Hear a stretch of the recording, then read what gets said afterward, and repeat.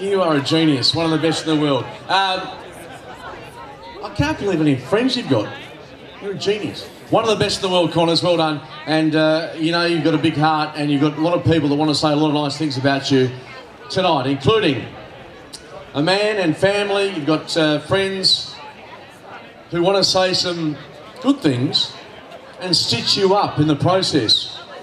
And what better place than the Campfield in front of hundreds of people? This is bullshit. You've got so many people here for you. It is a wonderful attribute and a tribute to you that you've got them here. STM's here, possibly. There's paparazzi. But you are here with your lovely partner, who we'll touch on shortly with her contribution to your life.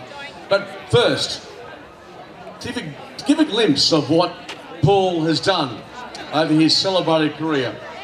I'd like to call forward Ben Newport to tell us about what he remembers, what he loves about the great man Connors. Please make welcome Benny Newport. Hello everybody. A few minutes of your time. I just wanted to tell you about a little company called, what is it?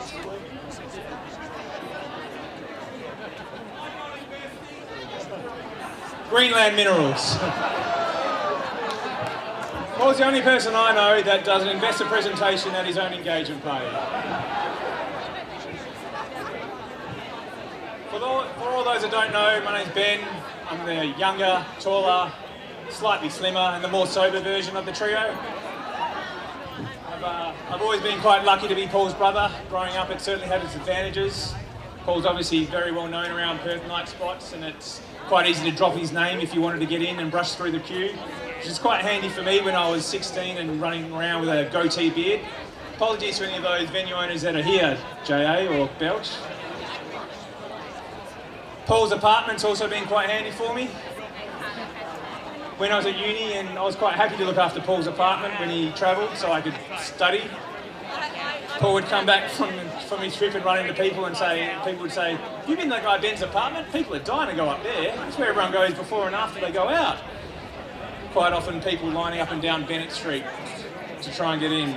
But it did get to the point where Paul would tell me he was coming home a day later than he was, and often catch me out with champagne bottles and champagne glasses around the hot tub, which is obviously where I used to study.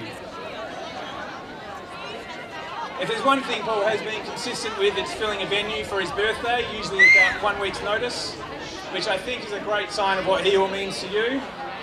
And it's great to see so many people here. A lot more people than ever turned up to the infamous Space Bar anyway.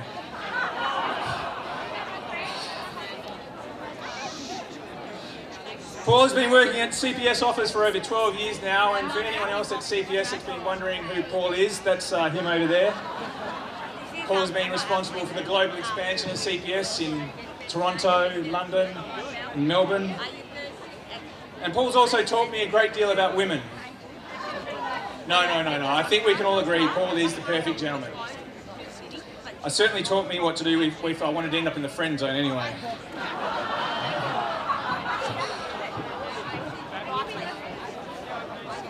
Paul is also very well known for his Facebook status updates, but what you don't see is the amount of effort he goes into them. I've often gone to his house and seen him rereading a status update over and over, often spending 3 hours on them, and he actually waits for the exact precise moment to press send. So he gets it just right.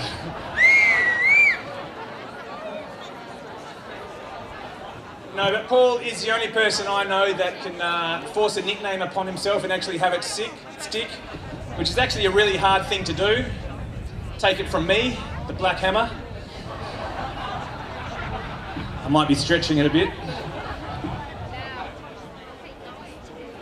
But Paul did give himself the nickname the Quizmaster quite early. Now, most people might be afraid of what you might find under a teenage boy's bed, but we often found the family Trivial Pursuit deck under Paul's, where he would memorise all the answers so he could win the family tinned fruit salad that we only got once a week, which coincidentally we'd often find hidden under Damien's bed. And this led to Paul reading many trivia books and hosting many trivia nights, which he still often does, normally on a Sunday around 5 AM.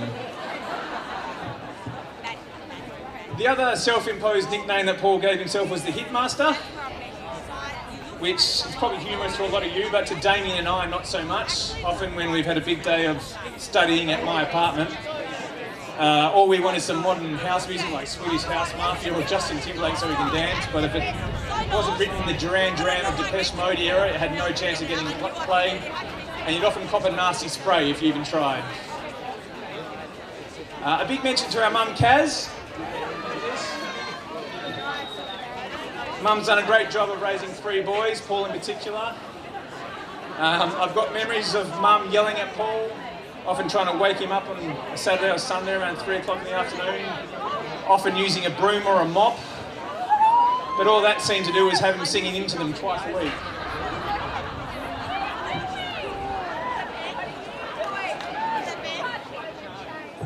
Look, we love Paul, we really do. There's not really a negative thing you can say about him. He's incredibly generous, he's intelligent, he's a gentleman, he's always accommodating. He loves his Scrabble and his 80s music, Q&A and Media Watch. Can we all give a big happy birthday to Paul?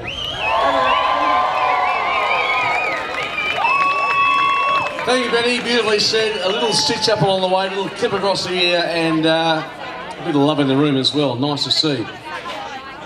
And great to see Mum in the room as well. All boys in the house, yes. I've got twin daughters. I'm completely screwed. Completely stuffed. They're 17, they think that I'm a dickhead, and life goes on. Probably true. The family connection rolls on, and it's a good one. And despite the sledges and the little clips, there's a lot of affection in the room for the man who's turning 50 tonight. And Damien Comboy has just something to add to that tonight. So, Damien, make your way to the floor, make him welcome, put your hands together for Damien Comboy!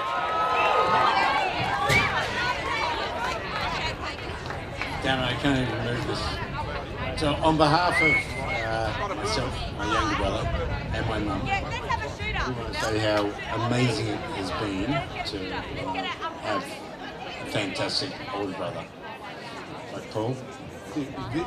We can't go into too much detail because every story that I tried to get has been just a little bit innocuous. Is that the right word, Paul?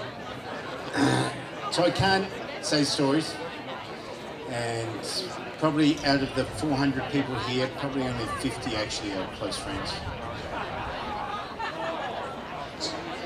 At least I got a laugh from the 50. So I couldn't dream of having 2 better brothers than the 2 I have. So, Paul, we love you to bits. Beautifully said, Damien, and not many tears, but that was a short, sharp.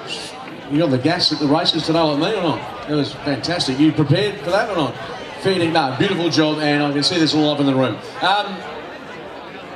Before we get the main man to jump up onto the stage, Connors, who knows Connors from a nightclub? Hands in the air.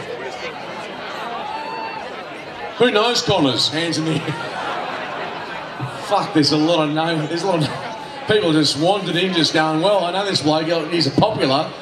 STM here tonight, Connors? STM, Sunday Times, mate. Yeah, you'll get the picture, don't worry. The social set will be here. But Connor's been a very lucky man in life. I have to say that. Always very lucky. So much so that very recently he was on the gas overseas at a nightclub, going up to his hotel room after having a few beers. He was a bit staggering, but he's a very gentleman man, so he was very chivalrous. As he stumbled into the lift, he accidentally elbowed this beautiful woman in the breast. Chivalrous as he is, he said, "Madam, I'm so sorry. I apologise. But if your heart is as soft as your bosom, I know you'll forgive me."